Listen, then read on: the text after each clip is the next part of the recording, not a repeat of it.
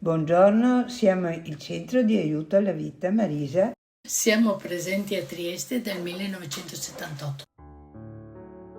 Il nostro scopo è quello di affiancare e sostenere la donna e la coppia che si trova ad affrontare una gravidanza non prevista o difficile per tutta una serie di motivi.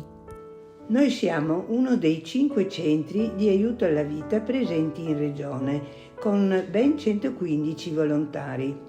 E siamo qui per evitare che le donne siano costrette ad abortire perché non hanno trovato qualcuno che desse loro una mano.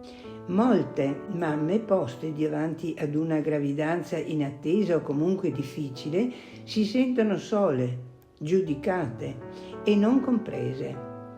Il nostro più grande desiderio è quello di essere un porto sicuro in cui condividere insieme un pezzo della lunga strada che è la vita.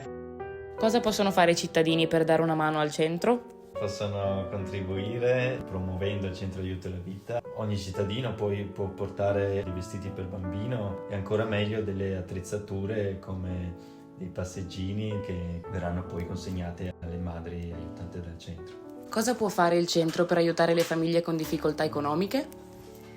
Il centro può aiutarle a fare un percorso e senz'altro può aiutare per tutto quello che serve per il bambino. Qualora la mamma si rivolga a noi nei primi mesi di gravidanza e abbia deciso di abortire per questioni economiche, possiamo attivare un progetto GEM, che è un'adozione a distanza.